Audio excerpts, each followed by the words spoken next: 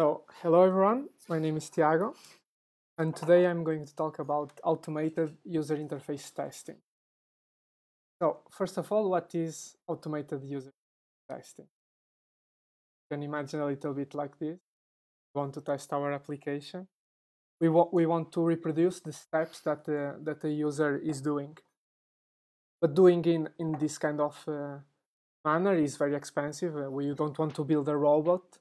So what we do instead, we build an application, a software to drive our user interface.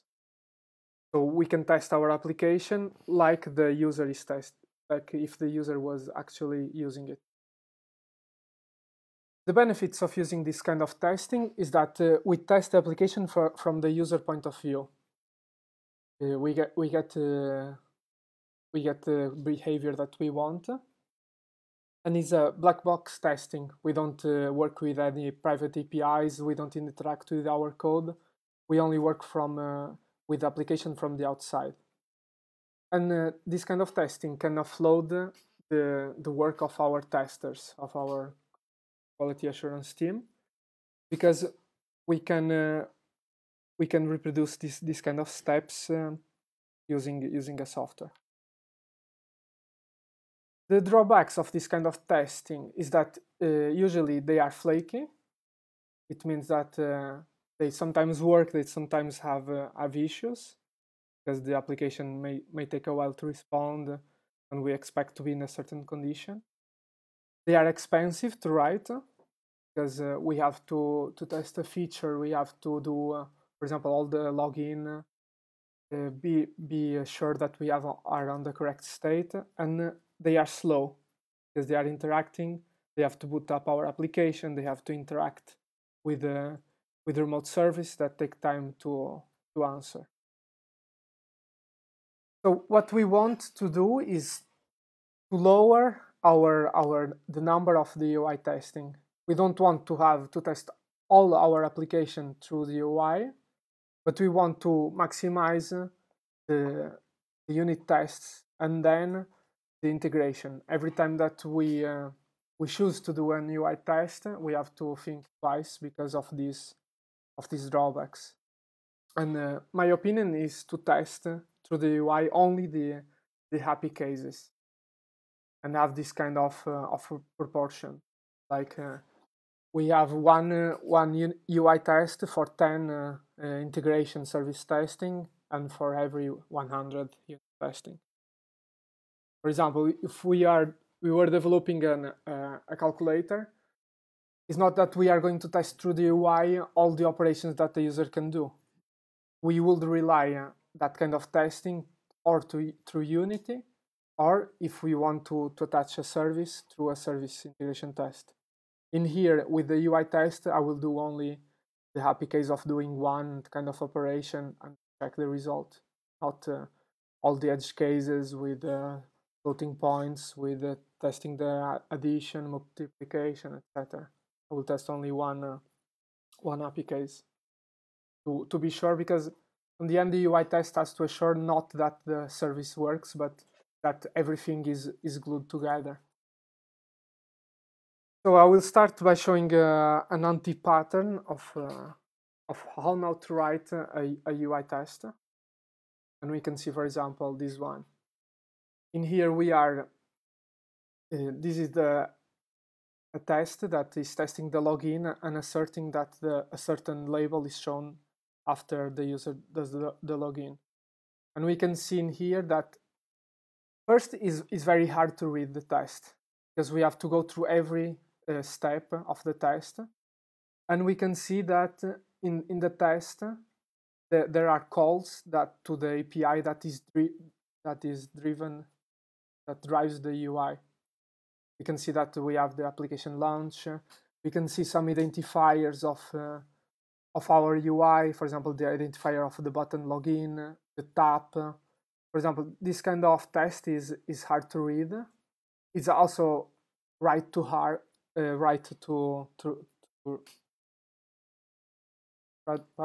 write. And we can see also a wait in there for a label. It's not very clear what it's doing. And if, for example, I had to write another test that where the user is already logged in, I have to repeat all these steps. So my main objective with showing this presentation is to show how I see a way of writing UI tests in a way that they are robust, they are easy to write, and they are easy to read.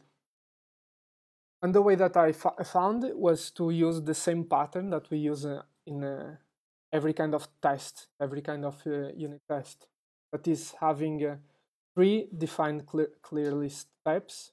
For example, a first step where we arrange the test, we go to a certain condition, to a certain state of our application. A test where you act, where you drive the UI to do or the application to do certain things, and then a step where you assert. You have these 3 steps very well defined. And the way to divide to arrive to this kind of structure is to divide clearly the boundaries of our UI test. I've clearly defined the layer that is the acceptance test, where we are writing with these the 3 steps. Application model, something that represents our application in an abstract way, in a way that is easy to write the acceptance test, that I don't have to think now to do the login, I have to do these 10 steps. No, I just say that I want a login user, and the application model knows what to do.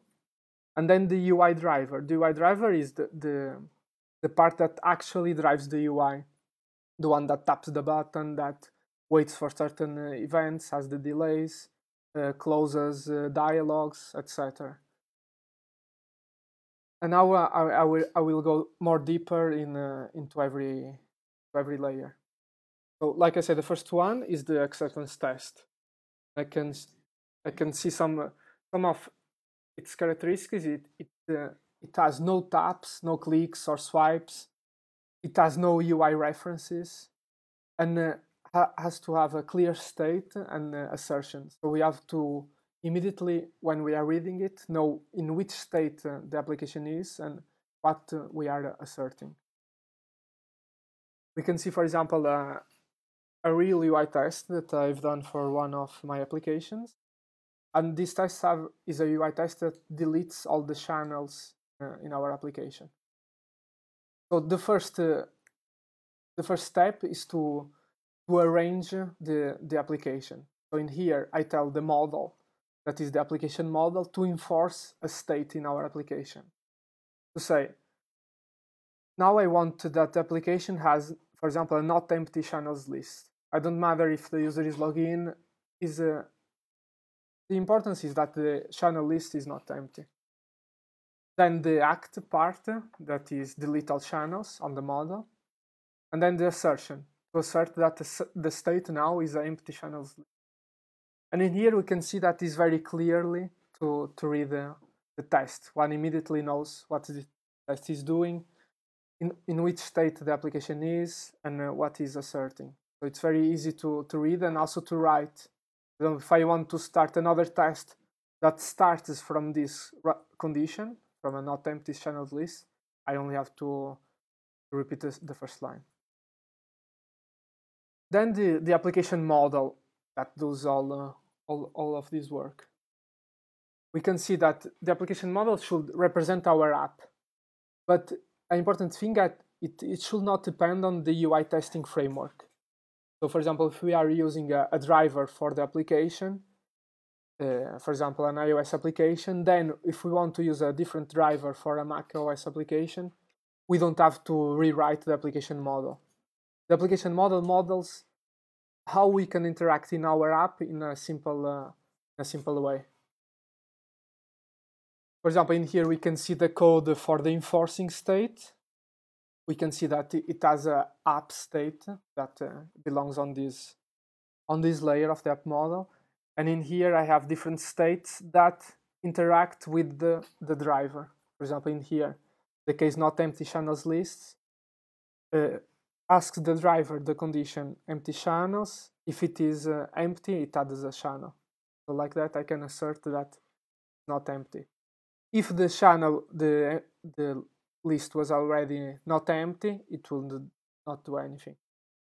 And the driver in that case is like we are going to see, it's an abstraction. I don't care if it has to tap 20 buttons, wait for 10 seconds delay. I only say to do one thing and that. For example, the add button. In here, I do the tap, type, and the buttons. So the driver doesn't have to know anything about our application. Means that we can reuse a different driver or reuse the driver in other applications.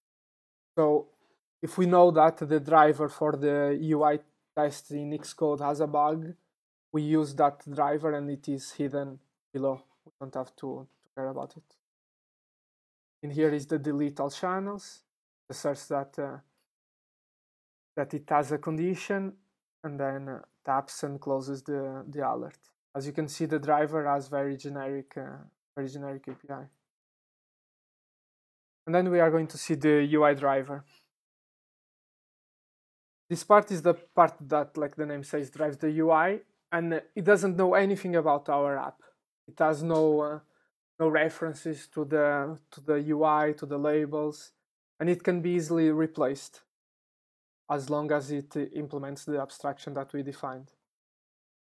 For example, we can see in here the tap, and in here this driver depends on the Xcode testing framework, and we can see that I say to tap an element, and for example, in this kind of driver, I have to see if it exists and it is enabled in order to tap, and I can do different things for different operating systems.